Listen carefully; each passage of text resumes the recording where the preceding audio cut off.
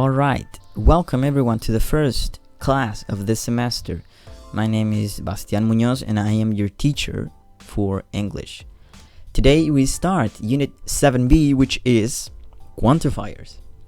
Alright, this is Unit 7B of your book, of course. Alright, a quick check before we start. Remember that things are divided in two categories in English: countable and uncountable. For example, apples are countable things. I can count apples. Eso es un objeto que yo puedo contar, las manzanas, ¿cierto? However, sin embargo, I cannot count air. So air is an uncountable noun, right? So, countable or uncountable. The object here in this picture is water. So what do you think? Is it countable or uncountable?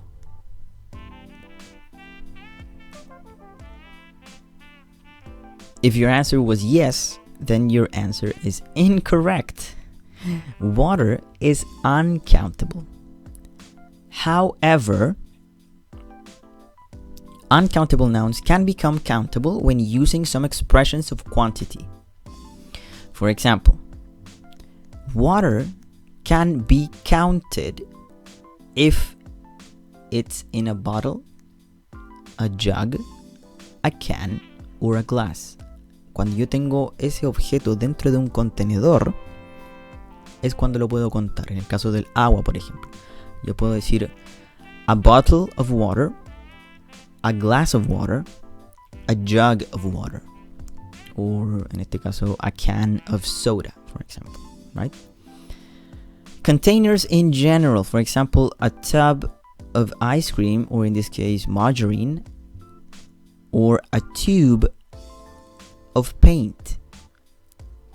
Nuevamente, cuando tenemos este objeto que era uncountable y lo introducimos en un container, se puede contar. Number 3, pieces of items. For example, here, a slice of cheese or a piece of butter. Una rebanada de queso o un pan de mantequilla en este caso. A piece of. Cuando yo pongo esta expresión antes de lo que no puedo contar, se convierte en contable. En este caso, una rebanada de queso. A slice of cheese. Or a slice of pizza. También, right? And finally, a bag of or a packet of, in this case, chips, potato chips, or a bag of rice, ¿cierto? Básicamente, entonces, para recapitular, todos los sustantivos que sean uncountable, una vez que están dentro de un contenedor o que utilizamos alguna de estas expresiones, los podemos convertir en countable. Now, for the use of some and any. Some y any expresan cantidad, pero no específica. Alright? So, some apples es cierta cantidad de manzanas, pero no estamos indicando cuántas. So, we usually use some in affirmative sentences or positive sentences, ¿cierto? En oraciones afirmativas. In this case, he is playing with some apples. I don't know why, but he is playing with some apples, right? So this is an affirmative sentence and we use some. We usually use any in questions and negatives. So any en preguntas y en negativos. For example, do you have any pencils? I don't have any. So, question and a negative, right? We use some and any with uncountable nouns. So, for example, here we can see that this person is taking a shower and he is using some soap, some shampoo, and some water. Uncountable nouns. Shampoo no es algo que se pueda contar. Soap tampoco. Y water, ya lo hemos dicho antes, tampoco. And we can use no to mean not any. Cuando ya no hay de ese algo, voy a utilizar la expresión no. En este caso, como dice ella, no coffee. But there is no coffee or there isn't any coffee. Ambas expresiones estarían correctas. There is no coffee or there isn't any coffee. Alright, there are other types of quantifiers, which I will give you an example per category over here. Cada uno de estos quantifiers puede ser utilizado con countables y uncountable nouns dependiendo de la categoría, ¿cierto? Si se fijan ahí. For example, over here, many, few, and a lot of can be used with countable nouns.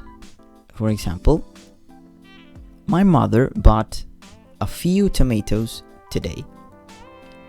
Tomatoes is countable, por ende yo puedo decir a few, many, or lots of tomatoes.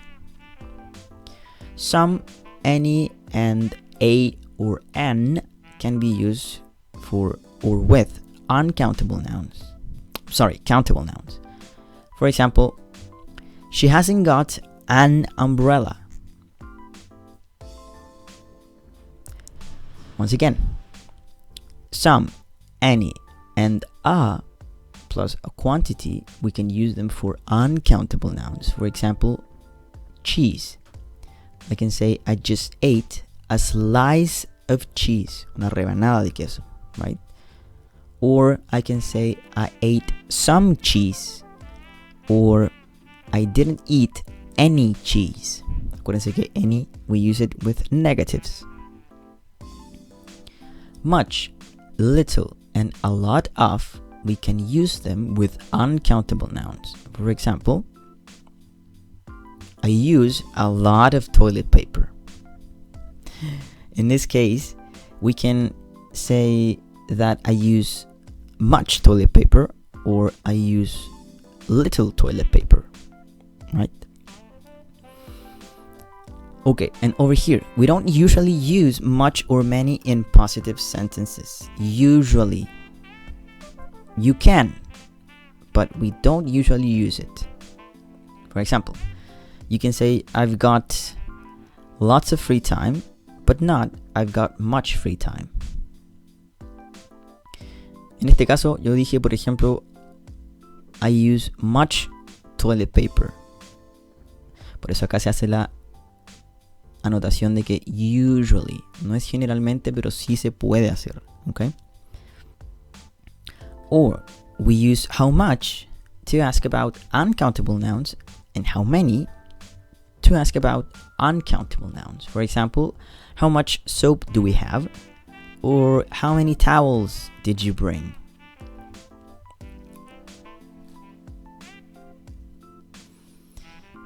And over here we have the detail for the use of the quantifiers. Few, little, implican una pequeña cantidad de algo. Por el contrario, many, much, and a lot of implican una gran cantidad de algo. Some and any no nos indican qué cantidad específicamente, sino que es un algo. Y a and an se utilizan para las cosas singulares. En el caso de la diapositiva anterior, cuando hablamos de umbrella, es un umbrella, un paraguas. So a and an are used for singular objects or nouns. Okay? Alright, so that's the end of the presentation for today. Please check your Educa for extra information and homework. And also, I will be giving you the link for my YouTube channel that I will be uploading all of the videos and the presentations for the lessons so that you can check the information whenever you want. En este canal de YouTube, chicos, chicas y chiques, van a estar los videos que utilizo para las clases, para que los puedan revisar las veces que estimen conveniente, ¿ok?